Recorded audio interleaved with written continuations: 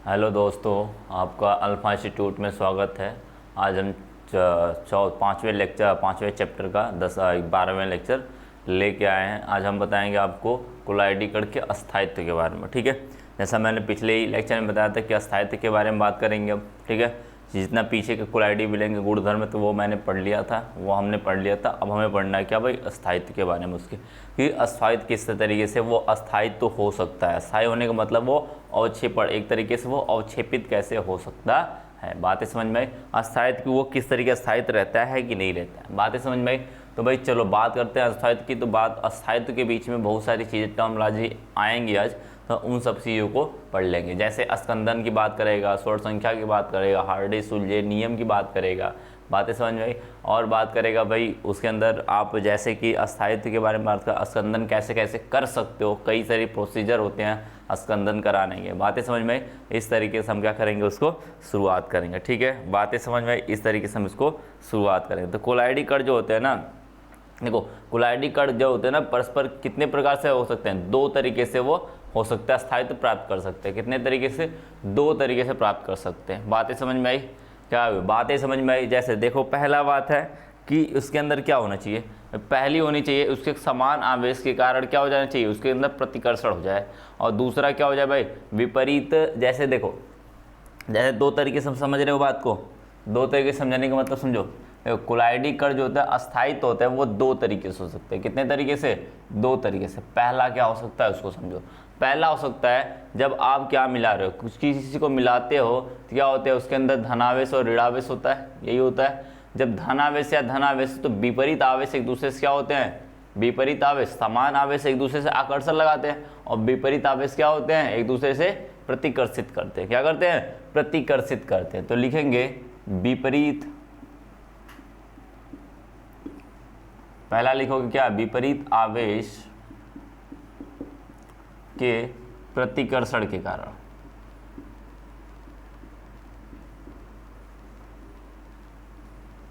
प्रतिकर्षण के कारण। बातें समझ में आई? क्या करना भाई, पहला तो हो जाएगा क्या, विपरीत आवेशों के प्रतिकर्षण कारण। देखो जैसे कि मैंने ये सलूशन बनाया हुआ है, ये सलूशन मैंने बनाया हुआ है। ठीक है, अब इसके अंदर आपने क्या डाला हुआ है, कोई कोलाइडी कण पड़े हैं तो एक धनात्मक होगा एक ऋणात्मक होगा, होगा कि नहीं? तो यहाँ पर क्या होगा, समान, यहाँ पर ढेर सारे ऋणात्मक होंगे, ढेर सारे ऋणात्मक होंगे, ढेर सारे धनात्मक होंगे, होंगे कि नहीं? तो एक दूसरे से ये आकर्षण भी करेंगे, एक दूसरे से ये एक दूसरे से प्रतिकर्षण भी करेंगे। समान आवेश एक दूसरे से आकर्षण करेंगे और विपरीत आवेश क्या करेंगे, एक दूसरे से प्रतिकर्षण करेंगे। इसी के वजह से ये पूरे क्या कहते हैं, पूरे बर्तन में या पूरे स्पॉट में क्या होता है, वो फैला होता है। बातें समझ में आई? क्या होता है भाई, फैला होता है। क्यों? क्योंकि इनके बीच में प्रतिकर्षण भी लग रहा है। तो प्रतिकर्षण यानी कि ये अस्कंदित हो सकते हैं, अवक्षेपण बना सकते हो। क्या कर सकते हो, अवक्षेपित कर सकते हो। बस कुछ काम करोगे तब, कुछ काम करोगे तब, नहीं तो ये क्या होंगे, पूरे विलयन में फैले होते हैं। क्या होते हैं, पूरे विलयन में फैले रहते हैं। बातें समझ में आई? बातें समझ में? मैं बार बार कह रहा हूँ, ये क्या हो रहा है भाई, इनके बीच में आकर्षण भी लग रहा है और प्रतिकर्षण। तो इन प्रतिकर्षणों की वजह से विपरीत आवेश, समान आवेशों के, क्या बोलेंगे, क्या बोलेंगे भाई, समान आवेशों को। विपरीत आवेश नहीं, आप विपरीत में तो वो लगता है ना, आकर्षण लगता है। तो लिखेंगे समान आवेशों के कारण। किसके भाई, समान आवेशों के कारण क्या होते हैं भाई, प्रतिकर्षण लगते हैं। समान आवेशों के प्रतिकर्षण के कारण। दूसरी बात बोलेंगे, दूसरी क्या बात बोलेंगे भाई, दूसरी जो बात बोलेंगे वो द्रव स्नेही के परत की वजह से। क्या होता है, द्रव स्नेही के परत की वजह से,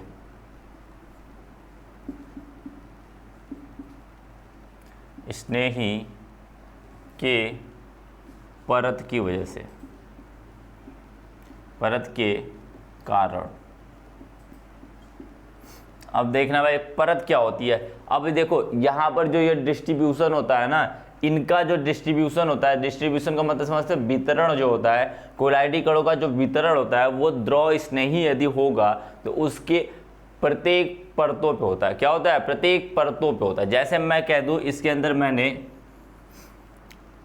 ये देखना, मैं इसके अंदर स्टार्च घोल रहा हूं, ये जल इसके अंदर है, क्या भाई इसके अंदर जल है, ये जल है, देखना देखो ढेर सारी परत का मतलब समझते हो, जो वाटर होती है ना, वाटर होती है या कोई भी परिक्षेपण माध्यम होता है ना, उसके ढेर सारी परतें होती है। क्या होती है? ढेर सारी परतें होती है। वो परत के रूप में, पहली परत, दूसरी, तीसरी, चौथी, ऐसे ऐसे परत के रूप में रहती है। वो किसके रूप में रहती है भाई? परत के रूप में रहती है। और जो कोलाइडी कण का वितरण होता है, उसके अंदर कोलाइडी कण फैले होते हैं, वो परतों के ऊपर होते हैं। क्या होते हैं? परत के ऊपर होते हैं। जैसे ये यहाँ इसके ऊपर होगा, ये इसके ऊपर होगा, इसके ऊपर होगा। इस वजह से क्या होते हैं? ये फैले होते हैं पूरे, क्या होते हैं? पूरे सॉल्यूशन में फैले होते हैं। क्या होते हैं भाई?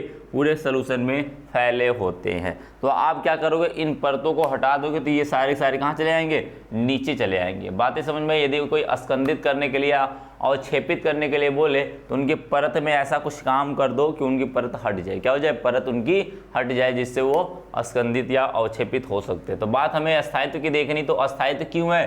क्योंकि द्रव स्नेही के परतों की वजह से। क्या है भाई?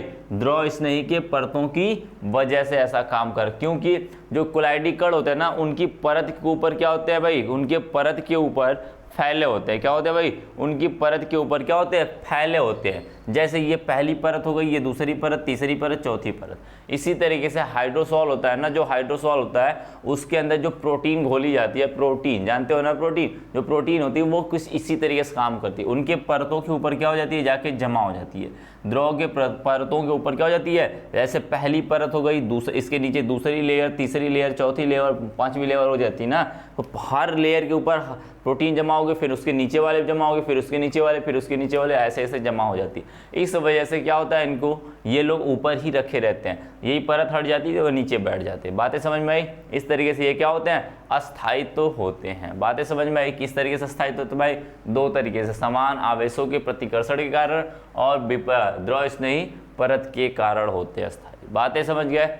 बातें समझ गए। अब बात कर लेते हैं भाई स्कंदन की। किसकी बात करते हैं?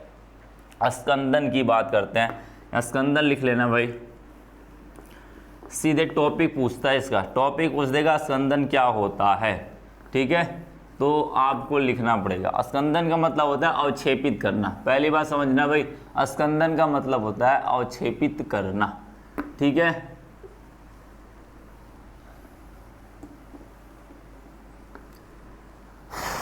देख लेते हैं भाई।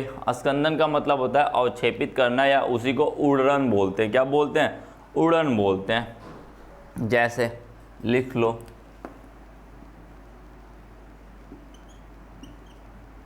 या उसी को बोलते हैं या उड़न, ठीक है? बातें समझ गए?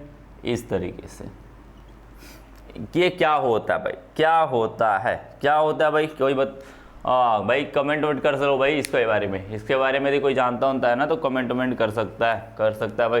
कोलाइडी कणों के क्या होता है भाई? क्या होता है? कोलाइडी कण पहले क्यों भाई वो होते हैं, क्यों वो मतलब अस्थायी होते हैं? क्यों अस्थायी होते हैं वो? तो लिखोगे क्या? कोलाइडी कण के अंदर क्या होते हैं? समान, क्या कहते हैं, विद्युत अपघट की वजह से क्या होते हैं? थोड़ी सी विद्युत अपघट मिला जाते हैं, तो वो थोड़े से क्या हो जाते हैं? पहले तो अस्थायी होते हैं। क्या होते हैं? पहले वो अस्थायी होते हैं। तो लिखोगे क्या होगा भाई? लिखोगे कोलाइडी कणों में,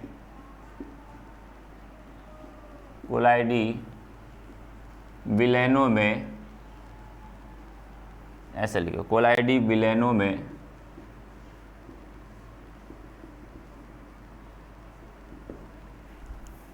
विद्युत अपघट्य की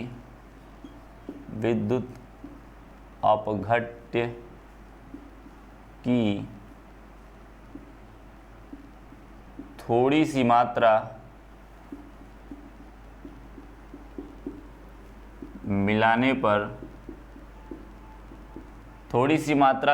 पर, समान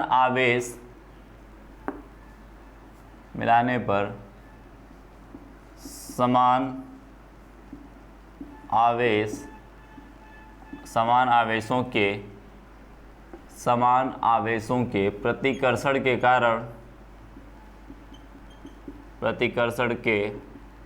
कारण कोलाइडी विलयन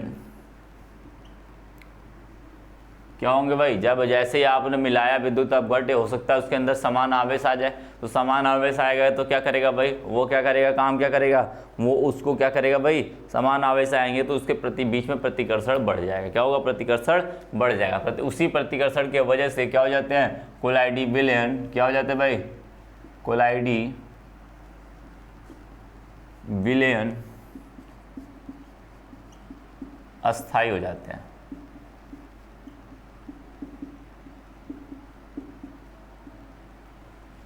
हो जाते हैं, बातें समझ में, अस्थायी हो जाते हैं। परंतु क्या लिखोगे, परंतु अब इसी के आगे आपका अस्कंदन वाली बात करेंगे। क्या करेंगे, अस्कंदन बात। ऐसा काम पहले होता है, पहले मिलाओगे, थोड़ी सी विद्युत अपघट्य मिलाओगे तो ऐसा काम पहले करेगा वो, पहले वो ऐसा काम करेगा, देन फर्दर कुछ देर बाद वो दूसरा काम करने लगा। क्या क्या करेगा भाई, परंतु क्या करेगा, किसी कारण, परंतु लिखोगे जब, परंतु जब किसी कारण, किसी कारण क्या हो जाएगा, इनके बीच में क्या होगा, क्या होगा भाई, समान आवेशों का जो प्रतिकर्षण वो समाप्त हो जाए। क्या होगा, जब किसी कारण, परंतु जब किसी कारण समान आवेशों का प्रतिकर्षण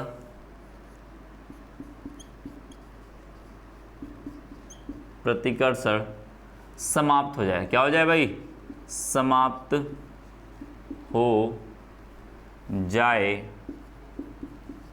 तो कोलाइडी विलयन क्या हो जाता है भाई, अवक्षेपित हो जाता है। क्या हो जाता है, अवक्षेपित होने लगता है।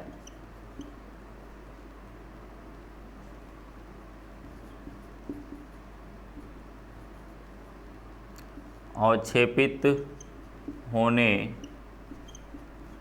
लगता है। क्या होने लगता है भाई, अवक्षेपित होने लगता है। इस प्रक्रम को तो क्या लिखेंगे भाई, आगे लिखेंगे, इस प्रक्रम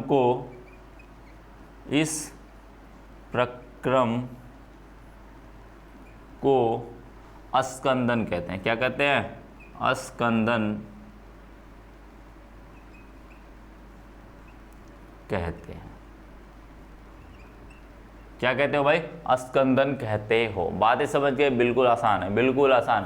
पहले क्या करना है आपको, किसी भी कोलाइडी विलयन में लिखोगे क्या, कोलाइडी विलयन में विद्युत अपघट्य की थोड़ी सी मात्रा मिलाने पर। मैंने क्या लिया, विद्युत अपघट्य लिया, मैंने कोई सलूशन कोलाइडी विलयन लिया हुआ था, उसके अंदर मैंने क्या मिला दिया भाई, उसके अंदर मैंने थोड़ी से, मेरे पास क्या था, मेरे पास कोलाइडी विलयन था, ये मान के चलिए मेरे पास कोलाइडी विलयन था, ठीक है। अब इसके अंदर मैंने क्या मिलाया, विद्युत अपघट्य मिलाया, थोड़ी सी मात्रा। क्या मिलाएंगे, बहुत ज़्यादा नहीं, विद्युत अपघट्य,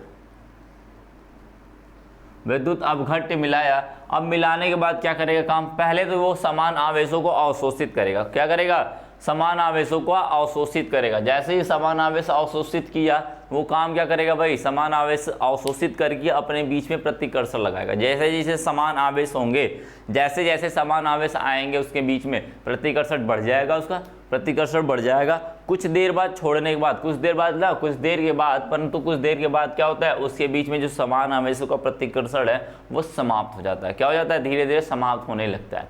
जैसे जैसे उसके बीच में प्रतिकर्षण समाप्त होने लगेगा तो वो काम क्या करेगा भाई, काम क्या करेगा, वो धीरे धीरे क्या होंगे, अस्कंदित होने लगेंगे। क्या होंगे, अस्कंदित होने लगेंगे, यानी अवक्षेपित होने, यानी कि वो संगुणन पैदा करेंगे अपने अंदर। क्या संगुणन करने का मतलब, जब कणों की संख्या बढ़ जाती है तो वो धीरे धीरे से क्या करते हैं, जुड़ने लगते हैं, संगुणन पैदा हो जाती है। संगुणन पैदा होने के बाद यानी कि अवक्षेपित होने लगते हैं। क्या होते हैं, अवक्षेपित होने लगता है या लगते हैं, तो उन्हें क्या कहते हैं, इस प्रक्रम को, इस प्रक्रिया जो काम करा रहे हो, इसी प्रक्रिया को हम क्या कहते हैं, अस्कंदन कहते हो। क्या कहते हो भाई, अस्कंदन कहते हो। बातें समझ गए, इस तरीके से आपका अस्कंदन है। बातें समझ में आई। अस्कंदन का मतलब होता है, सीधे सीधे बात होता है, समझ जाना, मतलब ना समझ में आए तो समझ लेना कि अवक्षेपित होना,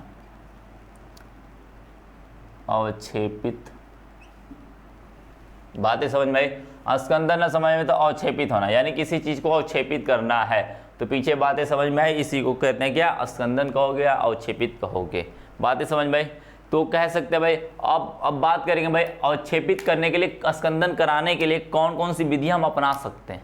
स्कंदित कराने के लिए यानी अवक्षेपित कराने के लिए हम कौन कौन सी विधियां अपना सकते हैं। तो पहला लिखो उसमें, अब लिखना भाई, अब इसको मैं रफ कर रहा हूँ, लिखना हो तो लिख लेना, स्क्रीनशॉट लेना हो तो स्क्रीनशॉट ले लेना, जैसे काम करना वैसे काम कर लेना। बातें समझ में, मैं इसको रफ कर रहा हूँ, इसको मैं रफ कर रहा हूँ। अब बात करते हैं भाई इसको क्या करते हैं, प्रयुक्त, इसमें प्रयुक्त होने वाली विधियों के बारे में बात करेंगे। किसके, विधियों के बारे में बात करेंगे।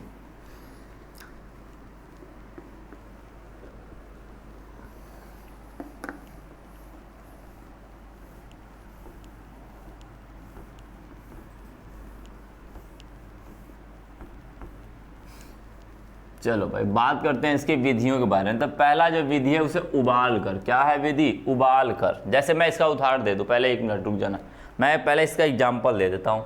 एग्जाम्पल लिख लो भाई, एग्जाम्पल लिख लो स्कंदन का।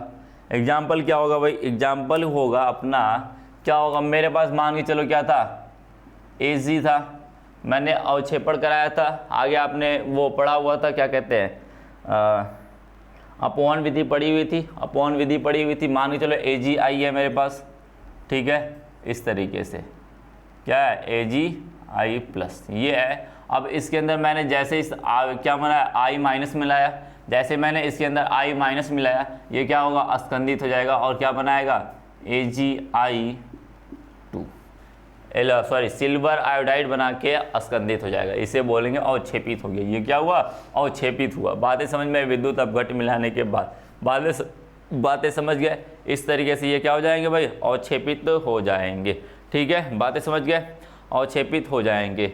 अभी मैं कह दूँ इसी की यही था, मैं इसके अंदर सल्फेट का विलयन डाल देता हूँ, सल्फेट डाल देता हूँ, क्या डाल देता हूँ भाई, Ag था, I था, AgI सॉरी Ag, हाँ ले लो भाई, चलो ठीक है, प्लस सल्फेट, इसको मैं डाल देता हूँ। क्या बनाएगा भाई, क्या बनाने वाला आपका, क्या बनाने वाला, ध्यान से देखना भाई, कोई बना के दिखाएगा मुझे, कोई बना के दिखाएगा मुझे, क्या बनाएगा भाई, कोई बनाएगा। देखो ये वाला तो अपना रहेगा ही, ये इसके साथ मिलके जुड़ जाएंगे, तो क्या बनाएगा, AgI प्लस में क्या बनाएगा, Ag2SO4, क्या बना है, Ag यानी सिल्वर आयोडाइड और सिल्वर सल्फेट बनाएगा, क्या बनाएगा, सिल्वर सल्फेट। और दोनों के दोनों क्या होते हैं भाई, लवण होते हैं, और लवण जानते हो विलयन में अवक्षेपित हो जाते हैं, ये लवण आपस विलयन में जाके क्या हो जाते हैं, अवक्षेपित हो जाते हैं। बातें समझ में, इस तरीके से ये इसका एग्जाम्पल हो जाएगा, क्या हो जाएगा भाई, इसका एग्जाम्पल हो जाएगा। बातें समझ गया, इस तरीके से ये इसका एग्जाम्पल हो जाएगा। यदि मैं नेक्स्ट एग्जाम्पल की बात करूं तो क्या डाल सकते हो, इसी अंदर, इसी सोल्यूशन के अंदर PO4 डाल दो, डबल माइनस डाल दो भाई, लो भाई मैंने एक और डाल दिया, Ag प्लस है, अब इसी के अंदर मैंने PO4 2 माइनस डाल दिया, तो क्या बना लेगा भाई, क्या बना लेगा, सेम कहानी ऊपर वाली, सेम कहानी ऊपर वाली, क्या बनाएगा, AgI तो निकलेगा ही, प्लस में क्या होगा, ये वाला दोनों जुड़ जाएंगे, क्या बनाएंगे, Ag2PO4 बनाएंगे। बातें समझ में, बैलेंस कर लेना, यहाँ पे 2 का गुणा करके यहाँ पे 2 का गुणा कर दोगे, वहाँ पे बैलेंस हो जाएगी। बातें समझ में आई, यहाँ पे 2 का गुणा करोगे, अरे बैलेंस करने के लिए कोई पूछ नहीं रहा है, बस बैलेंस कर लो भाई, आप लोग बैलेंस कर लो, ठीक है, लीजिए बैलेंस हो गया, ठीक है, बैलेंस करना है, आप सीखे हो, आप जानते हो, बैलेंस कर लोगे, उसको कोई टेंशन नहीं, रिएक्शन आनी चाहिए, बैलेंसिंग कोई ज़रूरी नहीं है, जब बोलेगा बैलेंसिंग करने के लिए तब बैलेंस करना आप लोग, ठीक है। बातें समझ में। अब बात को लिख लो भाई, स्कंदन के लिए प्रयुक्त विधियाँ की बात कर लेते हैं, क्या बात कर लेते हैं, ये तो इसका एग्जाम्पल हो गया था, स्कंदन का एग्जाम्पल हो, इस एग्जाम्पल को एक बार और लिखेंगे हम लोग, ठीक है। अपवन विधि में बात करेंगे भाई, अपवन में नहीं, एक और विधि में लिखेंगे इसको, ठीक है, चलो लिख लो भाई।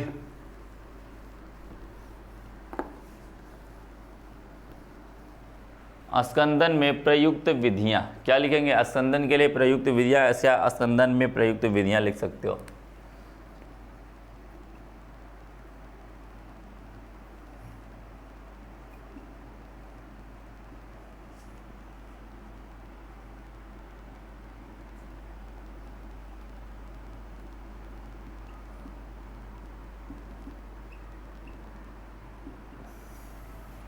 प्रयुक्त विधियां, पहली बात लिख लो भाई, पहला लिख लो उबाल कर, क्या करके, उबाल कर, उबाल कर भाई क्या करना है भाई, आप क्या करोगे, किसी भी उबाल करने का मतलब क्या है, किसी भी कोलाइडी विलयन को बार बार क्या करोगे, आप उबालोगे, क्या करोगे, उबालोगे, तो उसके अंदर अस्कंदन हो जाएगा, क्या हो जाएगा भाई, अस्कंदन हो जाएगा। कोलाइडी विलयन को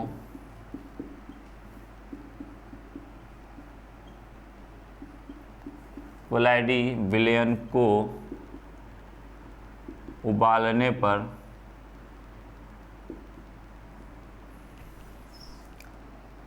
कोलाइडी विलयन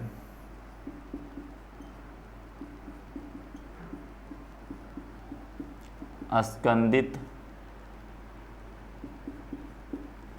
हो जाता है, क्या हो जाता है भाई, अस्कंदित हो जाता है, क्यों,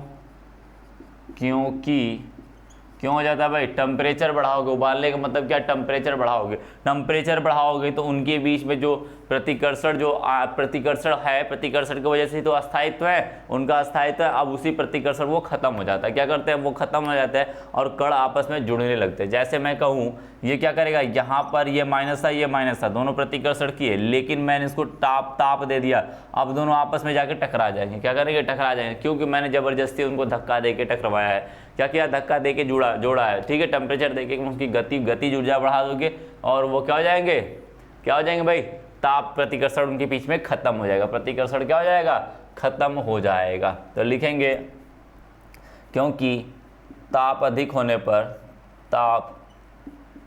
होने पर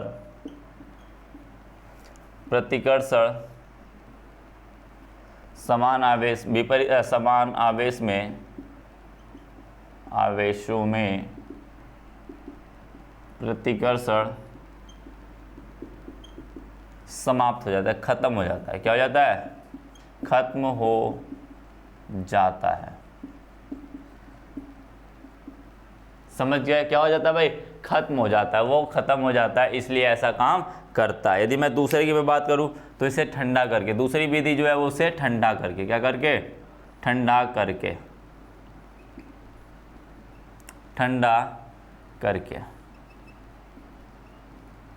ठीक है। कुछ विधियां होती है ठंडा करके भी निकाली जा सकती है, क्या कर सकते हैं, कुछ ठंडा करके भी कर सकते हैं। तो कुछ लिखोगे कोलाइडी विलयन, कुछ कोलाइडी विलयन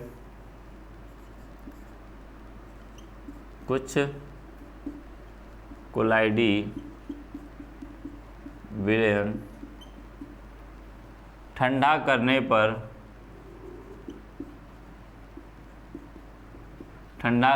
पर क्या हो जाते हैं भाई, कुछ कोलाइडी विलयन ठंडा करने पर अस्कंदित हो जाते हैं या अवक्षेपित हो जाते हैं, अस्कंदित या अवक्षेपित लिख सकते हो, अवक्षेपित हो जाते हैं। क्या होता है, कुछ का ताप कम करोगे ना तो उसके बीच में क्या होता है, प्रतिकर्षण खत्म हो जाता है और वो अस्कंदित हो जाते हैं। बातें समझ में, कुछ होते हैं जो ठंडा करने पे होते हैं, कुछ होते हैं जो वो उसे क्या करते हैं भाई, जैसे क्या करते हैं, ठंडा करने पे कुछ गर्म उबाल करके, जैसे लिख लोगे, उदाहरण क्या लिखोगे भाई, उदाहरण की मैं बात करूं, जैसे आप देखिए दूध कोलाइडी है ना, ये दूध का मिश्रण क्या है, कोलाइडी है। देखिए ठंडियों में देखते हो दूध क्या हो जाता है, मलाई जम जाता है, ऊपर उसके ऊपर परत जमा हो जाती है, कि नहीं, उसके ऊपर क्या हो जाता है, परत जमा हो जाती है, जिससे हम लोग छान के निकाल लेते हैं, जिससे मलाई कहते हो या फिर आप उसका क्रीम भी कहते हो ना, वो इसी का उदाहरण क्या होता है, वो कोलाइडी विलयन क्या हो जाता है, अस्कंदित हो जाता है, क्या हो जाते हैं, अवक्षेपित हो जाते हैं।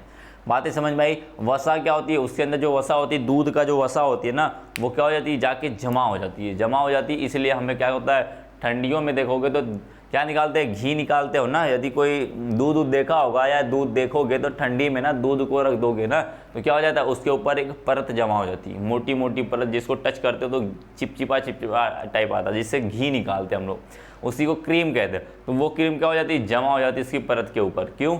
क्योंकि भैया जो होता है ना वो अवक्षेपित, ठंडा करने पे वो जो अपना कोलाइडी विलयन दूध है ना वो अवक्षेपित हो गया, वसा के रूप में, वसा जो है ना वो अवक्षेपित होकर निकल के आ जाती है बाहर। तो बात समझ में आई ना। तो उदाहरण में लिख लेना भाई, दूध के ऊपर क्या होता है, दूध का वसा का ठंडा करने पर, दूध को ठंडा करने पर दूध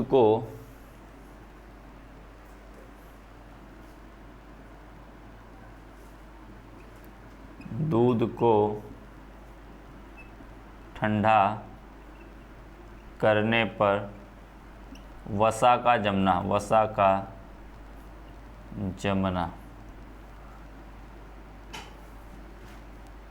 ठीक है, क्या होना भाई, वसा का जमना। ये क्या कहलाता है भाई, अपना ठंडा करके अस्कंदित किया जा रहा है, यानी अवक्षेपित किया जा रहा है। बातें समझ में, इस तरीके से बात करें। तीसरी की मैं बात करूँ तो क्या कर सकता हूँ भाई, अपोहन द्वारा। किसकी द्वारा, अपोहन द्वारा कह सकता हूँ। किसके द्वारा, अपोहन द्वारा। तो आप जानते हो अपोहन मैंने पढ़ाया हुआ पिछली हुई क्लास में, ठीक है, मैंने पिछली क्लास में पीछे के लेक्चरों में अपोहन के बारे में बड़े अच्छे से डिटेल में बताया हुआ है, अपोहन क्या होता है, ठीक है। और कुछ लोगों की भाई, जो कुछ लोगों की ना एक ज़्यादा प्रॉब्लम आ रही, देख रहा हूँ मैं कमेंट देख रहा हूँ, उसमें कुछ लोगों की प्रॉब्लम ये आ रही है कि सर जी ये आपके पिछले वाले जो वीडियो हैं, कुछ लोग नए आ जा रहे हैं तो उनको पता ही नहीं चल रहा भाई पिछला वाला वीडियो कहाँ पर है। तो मैं उनके लिए बता दूं, क्या करना है आपको जानना है, क्या करना है, चैनल में जाना है, चैनल में जाके आपको वहाँ पे आपको प्लेलिस्ट दिखेगी, वहाँ पे सारे वीडियो मिल जाएंगे आपको। क्या होगा, हर चैप्टर के अलग अलग वीडियो मिल जाएंगे। बातें समझ में, मेरे भी चैप्टर के आपको वहीं पे प्लेलिस्ट में मिल जाएंगे,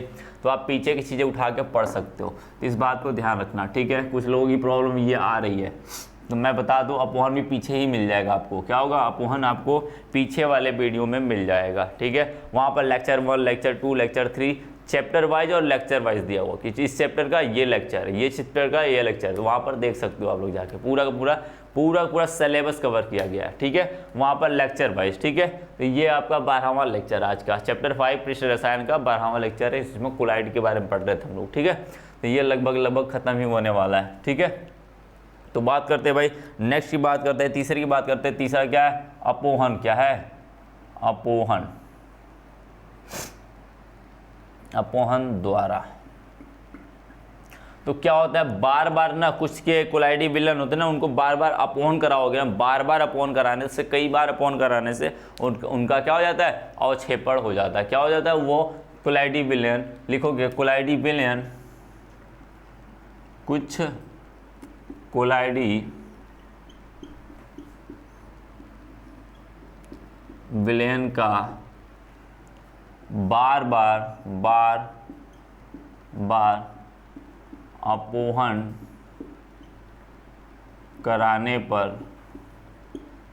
कराने पर कोलाइडी विलयन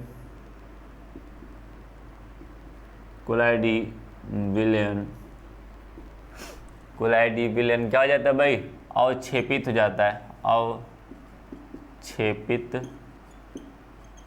हो जाता है। क्या हो जाता है भाई, अवक्षेपित हो जाता है, ठीक है। कुछ कोलाइडी विलयन होते हैं जो उसको क्या करते हैं भाई, बार बार अपोहन कराते हैं, वो क्या हो जाते हैं, अवक्षेपित हो जाते हैं। बातें समझ में आई, अपोहन के उसको लिखना हो बड़ा थोड़े से लिखना, तो अपोहन की विधि लिख देना। क्या करना है, थोड़ी सी यदि बड़ा करना आपका मन कर रहा है बड़ा करने का, तो आप अपोहन की विधि लिख दोगे। क्या कहता है अपोहन के बारे में पीछे पढ़े हो, जाके देख लेना, वहाँ पे मिल जाएगा अपोहन आपको, ठीक है।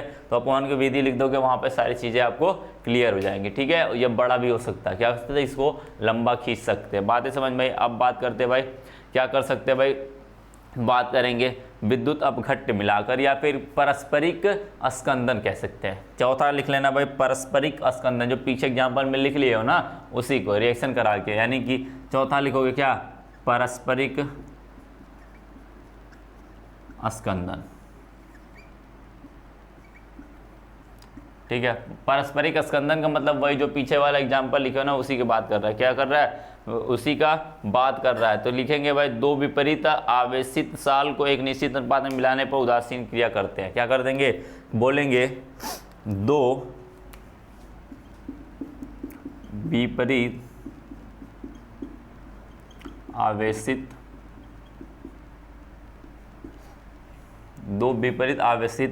पदार्थ को एक निश्चित अनुपात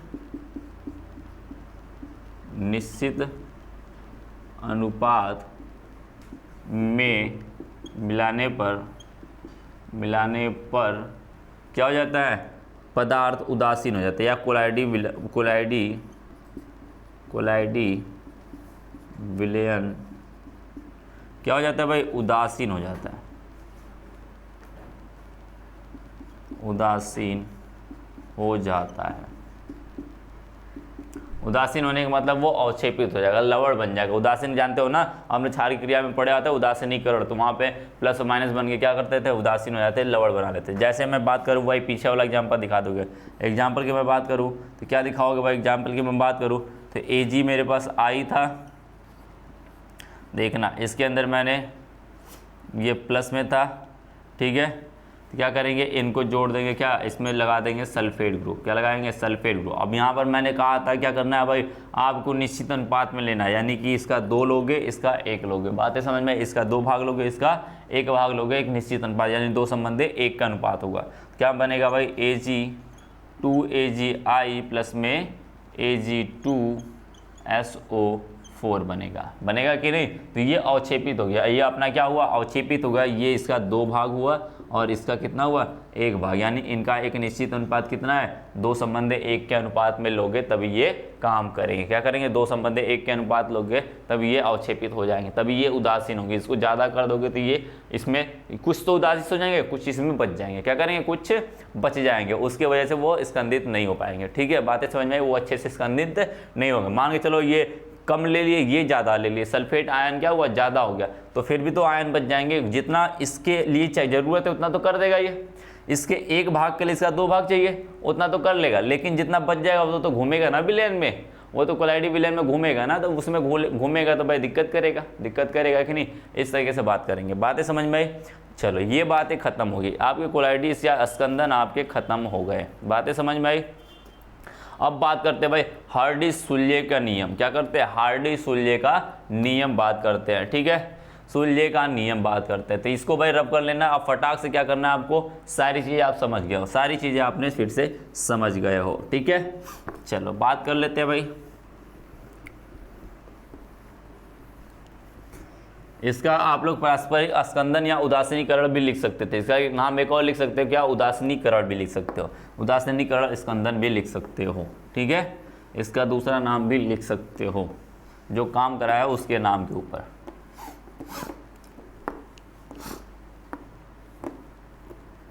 चलिए भाई आगे बात करते हैं हार्डी-सुल्जे नियम। किसकी बात करते हैं भाई,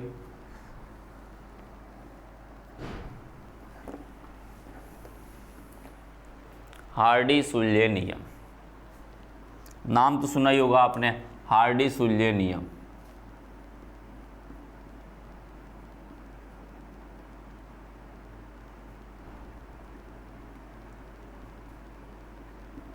हार्डी-सुल्जे नियम, इनके बारे में बात करेंगे कि ये क्या चीज़ है। इन्होंने हार्डी और सुल्जे ने, 2 लोगों ने मिल के क्या बताया हुआ था, हार्डी-सुल्जे ने क्या बताया हुआ था, इसके बारे में बात करेंगे।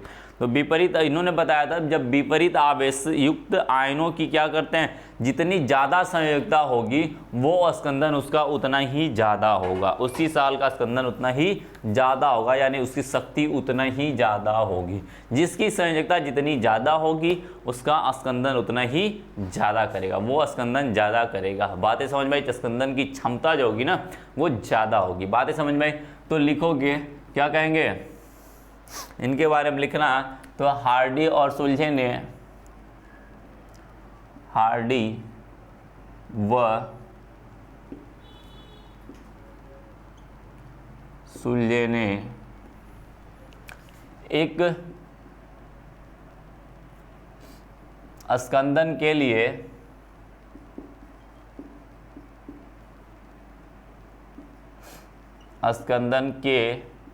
लिए एक नियम का प्रतिपादन किया, एक नियम का प्रतिपादन किया जिसे हार्डी-सुल्जे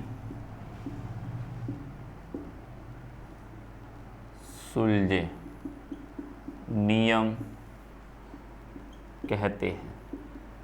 बातें समझ में आई, क्या कहते हैं भाई, हार्डी-सुल्जे नियम कहते हैं, बातें समझ में। अब बात करते हैं भाई इस नियम के अनुसार, आगे लिखना इस, अब बात करते हैं नियम की बात करते हैं, इस नियम के अनुसार इस नियम के अनुसार इन्होंने क्या बोला भाई, इन्होंने कहा था जिस भी पदार्थ का या जिस भी स्कंदित पदार्थ का संयोजकता जितनी अधिक होगी उसकी स्कंदन क्षमता उतनी ही अधिक होगी। क्या होगी? उतनी ही अधिक होगी। बातें समझ में आई। इन्होंने कहा था कि इस नियम का विपरीत आवेश युक्त या फिर कह देंगे स्कंदित पदार्थ जो स्कंदित करने वाला है, क्या करने वाला है? स्कंदित करने वाला है। जैसे मैं इसी की मैं बात करूं, जैसे इसके एग्जाम्पल में ही बात करूं, AgI और क्या था आपके पास, Ag प्लस में था, ये था, ये आपके पास पदार्थ था। तो विपरीत आवेश युक्त कह लो, विपरीत आवेश युक्त कह लो, या फिर क्या कहो इसको, स्कंदित पदार्थ। ये स्कंदित पदार्थ है ना, क्यों? क्योंकि ये आएगा, ये इसके अंदर डालोगे, ये क्या करेगा, इसको स्कंदन कर देगा। इसका क्या कर देगा? स्कंदन कर देगा, यानी इसको अवक्षेपित कर देगा। तो ये क्या हुआ?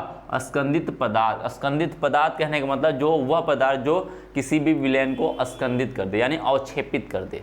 ठीक है, तो बातें समझ में आई। इस तरीके तो लिख सकते हो भाई, जैसे लिखना चाहो उससे लिख सकते हो, तो लिख सकते हो। तो एक बात लिख सकते हो, इस नियम के अनुसार विपरीत आवेश युक्त, विपरीत आवेश युक्त, विपरीत आवेश युक्त बात करते भाई, विपरीत आवेश युक्त क्या कहेंगे, आयन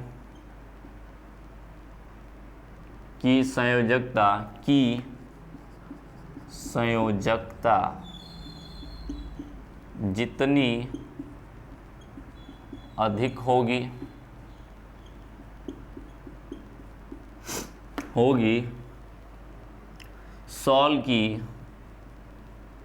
सॉल या कोलाइडिक विलयन जो भी कहना चाहो, सॉल की स्कंदन क्षमता उतनी अधिक होगी। सॉल की स्कंदन क्षमता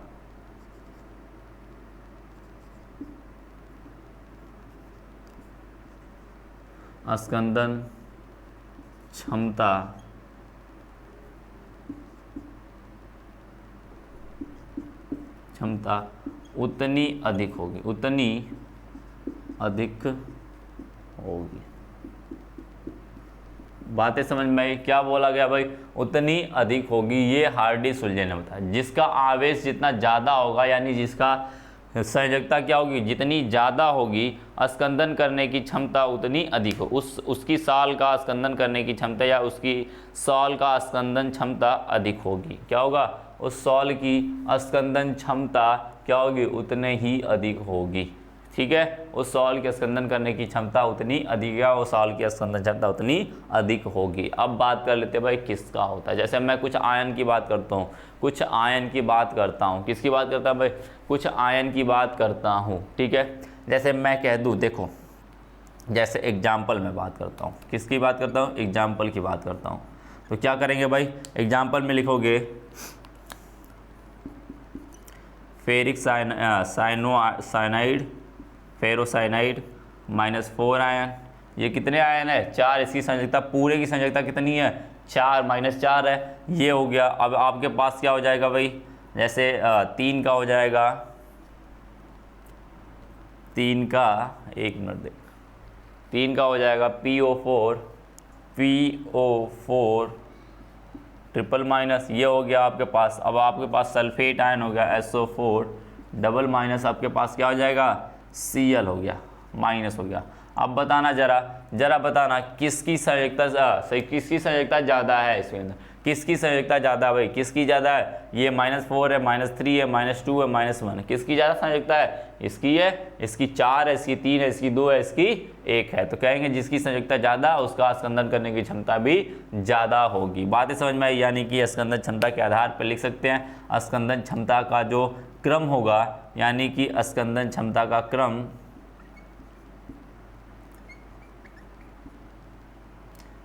क्षमता का क्रम क्या होगा भाई? ये सबसे ज़्यादा होगा, फिर इसके बाद ये होगा, फिर ये होगा। यानी क्लोरीन की स्कंदन क्षमता क्या होगी? सबसे कम होगी, क्योंकि उसके संयोजकता क्या है, सबसे कम है। जिसकी संयोजकता सबसे ज़्यादा उसकी स्कंदन करने की क्षमता क्या होगी, ज़्यादा होगी। यदि मैं बात करूँ किसका, SO3 डबल माइनस, और मैं बात करता हूँ क्या, अब मैं बात कर लूँ किसी और का, जैसे मैं बात करूँ क्लोरीन माइनस का, किसकी स्कंदन क्षमता ज़्यादा होगी, किसकी ज़्यादा होगी, इसकी संयोजकता क्या है, वो ज़्यादा लग रही है, इसकी कम लग रही है, इसलिए इसकी ज़्यादा होगी। ऊपर वाले क्या होगी भाई, ज़्यादा स्कंदन क्षमता होगी। बातें समझ में, इस तरीके से मैं बात कर सकता हूँ, कि इसकी स्कंदन क्षमता ज़्यादा होगी। इसी के लिए हार्डी-सुलज़न ने आपको नियम दिया हुआ था। क्या दिया हुआ था, नियम दिया हुआ था। तो एक नोट पॉइंट करके लिख लेना, ये तो हार्डी-सुलज़न का नियम हो गया। एक नोट पॉइंट करके लिख लेना भाई कि क्या लिखोगे, जब यदि आवेश समान हो जाए, क्या हो जाए इसके, यानी कि उसके संयोजकता समान हो। जब संयोजकता समान होगी तो क्या बात कहेंगे जो प्रबल विद्युत अपघट्ट होगा वो ज़्यादा स्कंदित करेगा, जो दुर्बल विद्युत अपघट्ट होगा वो कम स्कंदित करेगा। बातें समझ में आई, क्या हुआ, बातें समझ में आ गई। तो नोट पॉइंट करके लिख लेना भाई, क्या होगा, नोट पॉइंट करके लिख लेना,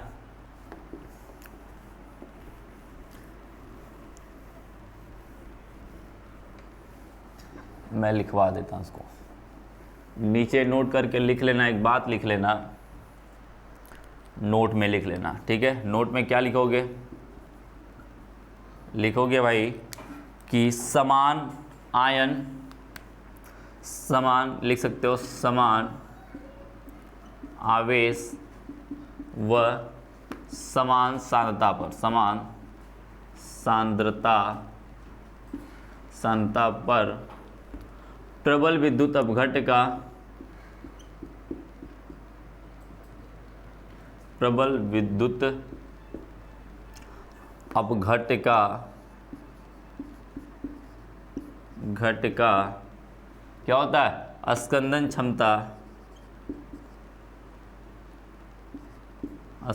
क्षमता दुर्बल विद्युत अपघट्ट से, दुर्बल विद्युत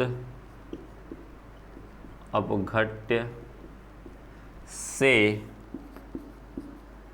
अधिक होती है, बातें समझ में आई। अर्थात नीचे लिख लेना भाई, अर्थात क्या लिखोगे, अर्थात क्या होगा भाई, अर्थात लिख सकते हो 0.1 मोलर मैं NaCl ले रहा हूँ, क्या ले रहा हूँ, NaCl ले रहा हूँ, विद्युत अपघट्ट है, इसकी ज़्यादा होगी किसी 0.1 मोलर CH3COOH एसिटिक एसिड से। बातें समझ गई, यही कहने का मतलब मेरा था, क्या था, यही कहने का मतलब था, क्या था, जीरो। देखो सांद्रता दोनों की समान है, सांद्रता, ये मोलर लिख लो भाई, इसका मोलर लिख लो 0.1 मोलर। अब बात देखो, यहाँ पर इसकी सांद्रता 0.1 मोलर, इसकी भी सांद्रता क्या है 0.1 मोलर। तो उस समय इसका भी एक एक आवेश है, 1 + 1 - 1 + 1 - यही होगा, यानी कि आवेशों की संख्या समान है और सांद्रता भी समान है। तो उस पर जो प्रबल विद्युत अपघट्ट होगा उसकी स्कंदन करने की क्षमता ज़्यादा होगी, दुर्बल वाले की कम होगी। बातें ये समझ में आई, बातें समझ में आ गई। इस तरीके से यदि वो सांद्रता बराबर नहीं है और आवेश भी बराबर नहीं है तो हम क्या करेंगे, हम बात करेंगे हार्डी-सुलज़न नियम लगाएंगे। क्या लगाएंगे, हार्डी-सुलज़न नियम। उस समय जिसकी संयोजकता ज़्यादा उसका क्या होगा भाई, स्कंदन करने की क्षमता अधिक होगी। बातें समझ में आई। अब चलो भाई आगे बात कर लेते हैं, आगे बात करते हैं भाई, हार्डी-सुलज़न नियम हो गया। अब आगे बात करेंगे, क्या करेंगे, रच्छिक स्कंदन क्षमता का मान बात करेंगे। क्या करेंगे, स्कंदन क्षमता का मान, स्कंदन मान बात करेंगे। लिख लो, नई हेडिंग लिख लो, स्कंदन मान।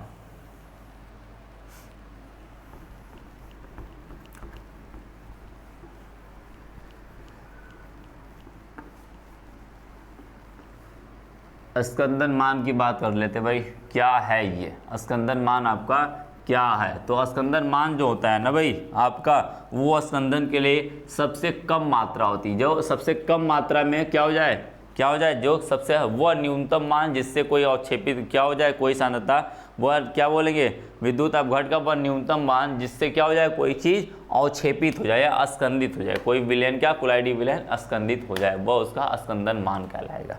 तो बात कर लेते हैं भाई स्कंदन मान की, हेडिंग डाल लेना भाई,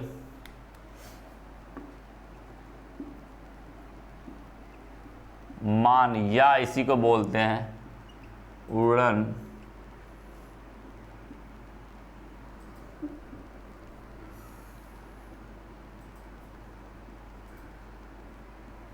मान।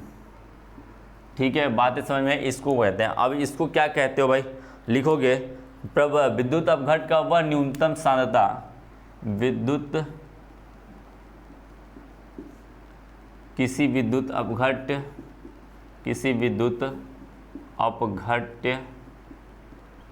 की वह न्यूनतम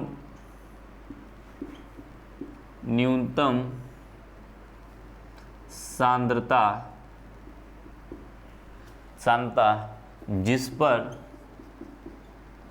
जिस पर कोई कोलाइडी विलयन अस्कंदित हो जाए।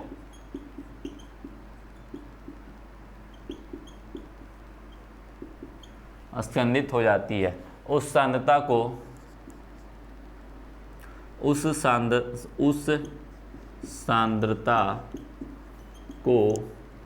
अस्कंदन मान कहते हैं। अस्कंदन मान कहते हैं।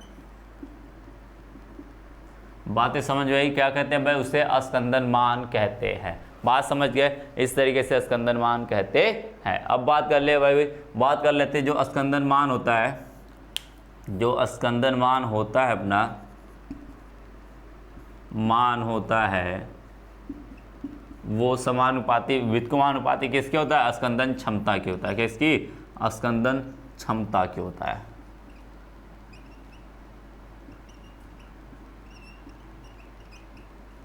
जिसकी अस्कंदन क्षमता जितना ज़्यादा होगी उसकी अस्कंदन मान क्या होगा, कम होगा। यानी कि वह उसकी विद्युत अपघट की मात्रा कम लगानी पड़ेगी। जैसे मैं कह दूं, क्या करनी पड़ेगी, यदि मैं पूछूं, क्या कहूं, जैसे कि आपके पास SO4 है डबल माइनस, ठीक है, ए आपके पास क्लोरीन है, तो मैं पूछूंगा किसकी सांद्रता ज़्यादा लेनी पड़ेगी। अस्कंदन क्षमता इसकी सबसे ज़्यादा है, इसकी अस्कंदन क्षमता ज़्यादा है तो अस्कंदन मान कम होगा। यानी इसकी थोड़ी सी भी मात्रा मिला दोगे ना तो वो फटाक से अस्कंदित कर देगा, लेकिन इसकी ज़्यादा मात्रा मिलानी पड़ेगी। क्यों, क्योंकि इसकी अस्कंदन क्षमता कम है तो ये अस्कंदन मान ज़्यादा होगा। बातें समझ में आई, यानी अस्कंदन क्षमता कम करोगे तो अस्कंदन मान ज़्यादा, यानी पदार्थ को ज़्यादा लगा, विद्युत अपघट अब तुम्हें ज़्यादा यूज करना पड़ेंगे। ठीक है, यदि अस्कंदन क्षमता ज़्यादा है तो वहाँ पर क्या करोगे, किसी भी पदार्थ को या विद्युत अपघट का कम मात्रा इस्तेमाल करोगे तो भी काम कर जाएगा। बातें समझ में, इस तरीके से, यानी इसकी अस्कंदन क्षमता ज़्यादा है तो इसका अस्कंदन मान क्या होगा, कम होगा। अस्कंदन मान क्या हो जाएगा भाई, कम हो जाएगा। बातें समझ में, इस तरीके से बात करेंगे। ठीक है,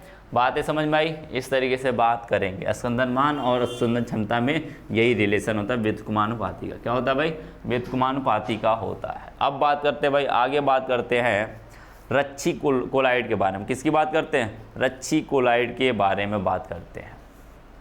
तो देखो रच्छी कोलाइड क्या होता है, कुछ ज़्यादा नहीं है। क्या करता है ये,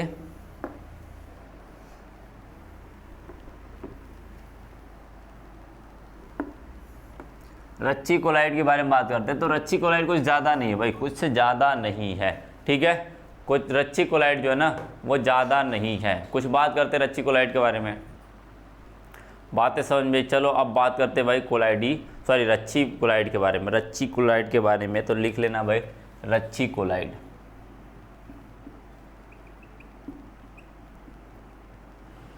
रच्छी कोलाइड के बारे में बात कर लेते हैं भाई। ठीक है, रच्छी कोलाइड के बारे में बात करते हैं। ये रच्छी का मतलब समझते हो, रक्षा करना। क्या होता है, रक्षा करना होता है भाई। तो क्या होता है ना, पहले बात लिख लेना भाई, लिखते रहना, समझते रहना। क्या है, लिखोगे क्या, लिखोगे किसी द्रव विरोधी कोलाइड में, द्रव विरोधी कोलाइड में, लिखते रहना समझ जाओगे, लिखते रहना साथ साथ में समझ जाओगे। द्रव विरोधी कोलाइड में द्रव विरोधी कोलाइड में विद्युत अपघट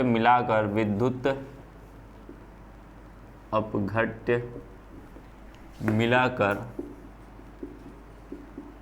आसानी से अवक्षेपित किया जा सकता है।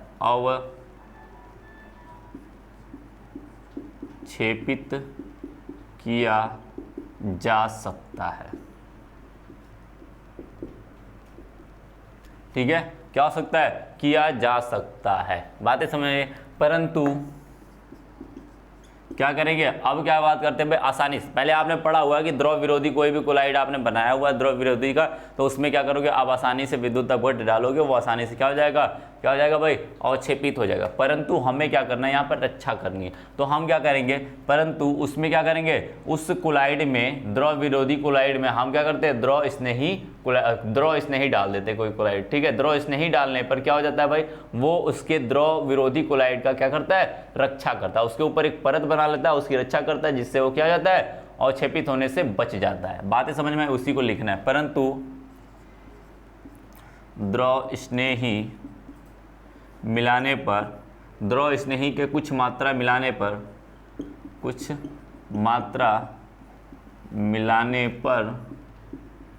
क्या हो जाता है? द्रव विरोधी के बाहर एक कोलाइड के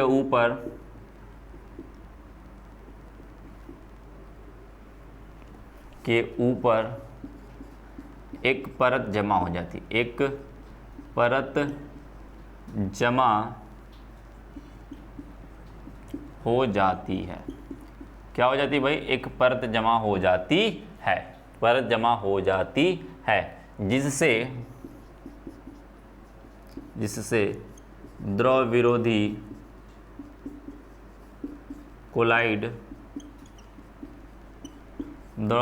कोलाइड अवक्षेपित होने से बच जाता है। अवक्षेपित होने से बच जाता है। ठीक है, तो क्या कहते हैं? अवक्षेपित होने से बच जाता है। तो इस प्रक्रम में द्रव स्नेही एक रच्छी कोलाइड की तरह व्यवहार करता है। रच्छी कोलाइड की तरह व्यवहार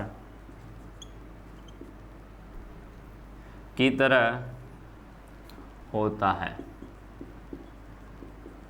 रच्छी कोलाइड की तरह होता है। इसलिए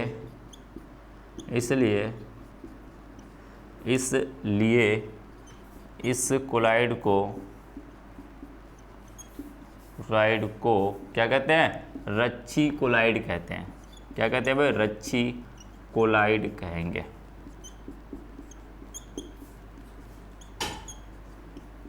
कहते हैं, बात समझना। रच्छी कोलाइड कहते हैं, बात समझ लेना भाई, बातों को समझ लेना। अब बातों को समझ लेना। क्या करना भाई? आपने पहले एक कोलाइड बनाया हुआ था। क्या बनाया हुआ था?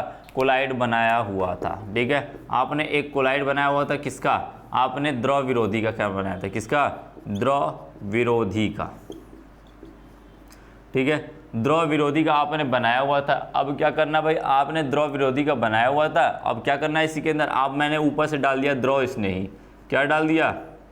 अब जानते हो द्रव विरोधी का कोलाइड होगा तो क्या करेंगे? इसके अंदर जैसे हम विद्युत अपघट्य डालेंगे, क्या डालेंगे? विद्युत अपघट्य की थोड़ी सी भी मात्रा डालोगे ना, वो फटाक से क्या कर जाएगा? उसके अंदर वो फटाक से उसके अंदर अवक्षेपित हो जाएगा। क्या हो जाएगा?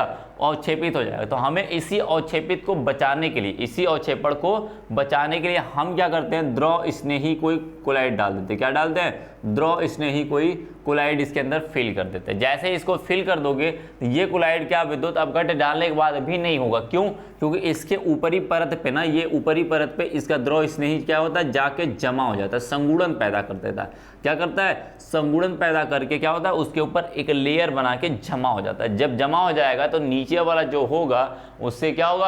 अवक्षेपित होने से बचा लेगा। क्या करेगा? अवक्षेपित होने से बचा लेगा, जिससे वो अवक्षेपित नहीं हो पाएगा। यहाँ पर द्रव स्नेही कोलाइड क्या हुआ भाई? अपना रच्छी कोलाइड की तरह, रक्षण कोलाइड की तरह काम कर रहा है। क्या कहेंगे?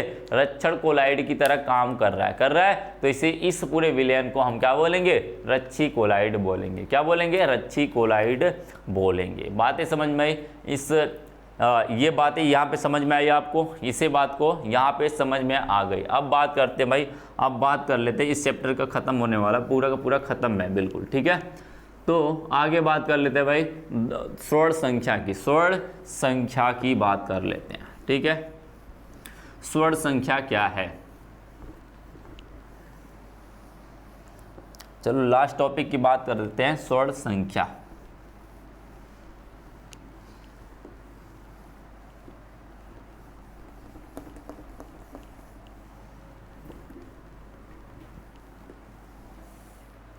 स्वर्ण संख्या की बात कर लेते हैं भाई। स्वर्ण संख्या अपनी क्या है, गोल्ड नंबर जिसे कहते हो, क्या कहते हो, गोल्ड नंबर कहते हो। तो लिखोगे किसी भी रेटिकुलाइड का स्वर्णांक या स्वर्ण संख्या क्या होती है भाई, उसके मिलीग्राम में वह मात्रा होती है। तो लिख लेना भाई स्वर्ण संख्या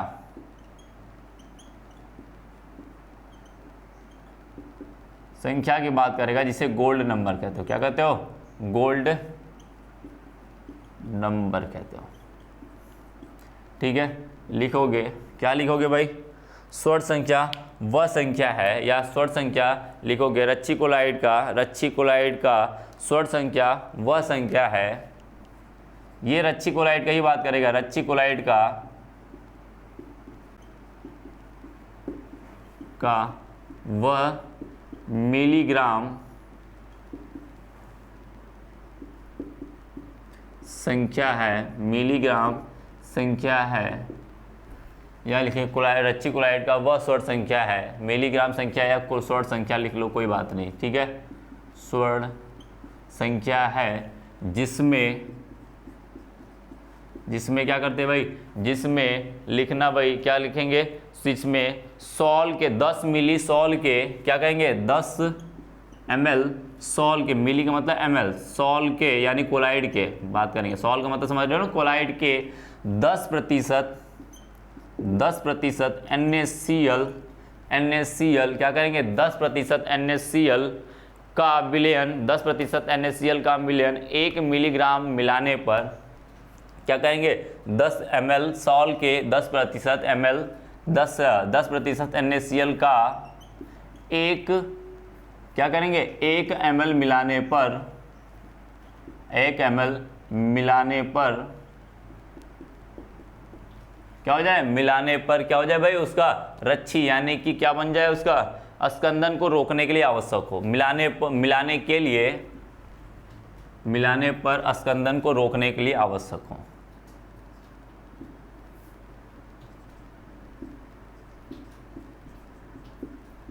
रोकने के लिए आवश्यक हो उस नंबर को स्वर्ण संख्या कहते हैं। बातें समझ में, देखना समझ लेना भाई, हिंदी में लिख सकते हो, मैंने थोड़े से सूत्र में लिख दिया और इजी करने के लिए। देखो क्या कर सकते हो, रेटिकुलाइड का वह स्वर्ण संख्या होती है, रेटिकुलाइड में ही ऐसा काम करते हैं। क्या करेंगे, हम पहले लेंगे 10 ml सॉल्ट लेंगे, 10 ml सॉल्ट NaCl का 10% का सोल्यूशन बनाएंगे, उसका 1 ml लेंगे, कितना लेंगे 10% का NaCl का सोल्यूशन बनाएंगे, उसका 1 ml मिलाने पर वो क्या हो जाए, अस्कंदित होने से रुक जाए। क्या करेंगे, अस्कंदित होने से रुक जाए, उसी संख्या को हम कहेंगे, क्या बोलेंगे रक्षण या फिर स्वर्ण संख्या बोलेंगे। क्या बोलेंगे, एक मैंने देखो मैंने एक सोल्यूशन बनाया है, ठीक है, और मैंने कितना 10 ml इसके अंदर सोल्यूशन मैंने लिया हुआ है, इसका सॉल का, जो मेरे पास कोलाइड है, मान के चलो मेरे पास कोलाइड A था, उसका 10%, मैं कोई NaCl लूंगा जिसका 10% मैं सोल्यूशन बनाऊंगा। कितना बनाऊंगा, 10% सोल्यूशन बनाने का मतलब समझते हो, 100 ml क्या लोगे, पानी लोगे, तो उसके अंदर से 10 ग्राम क्या लोगे भाई, 10 ग्राम आप NaCl मिला के घोलोगे, तो 10% सोल्यूशन बनेगा, NaCl का 10% बनेगा। क्या बनेगा, NaCl का 10% बनेगा। अब ये 10% तो बन गया, 10% बन गया, इसका 1 ml लेंगे, कितना लेंगे 1 ml सोल्यूशन ले लेंगे, इसका 1 ml सोल्यूशन मैंने 100 ml जल में 10 ग्राम क्या मैंने डाला हुआ है, नमक डाल के एक सोल्यूशन बनाया, जिसे बोलेंगे 10% का सोल्यूशन। 10% का सोल्यूशन बना, उसका 1 ml उठाएंगे, वहाँ से 1 ml उठाएंगे और इसके अंदर डालेंगे। यदि ये अस्कंदित होने से रुक गया, यदि वो स्कंदित होने से रुक गया तो उसकी संख्या को, उस संख्या को या उस मिलीग्राम संख्या को हम क्या कहेंगे, उस मिलीग्राम संख्या को हम बोलेंगे स्वर्ण संख्या बोलेंगे। क्या बोलेंगे? स्वर्ण संख्या बोलेंगे। बातें समझ में आई? इसी को कहते हैं स्वर्ण संख्या। बातें समझ में आई? बिल्कुल समझ में आ गई। चलो भाई यहाँ पे आपको छोड़ के जाते हैं। ये लगभग चैप्टर आपका खत्म हो गया है। अगला चैप्टर नेक्स्ट लेके आएंगे हम नेक्स्ट वाले वीडियो में। ठीक है, धन्यवाद।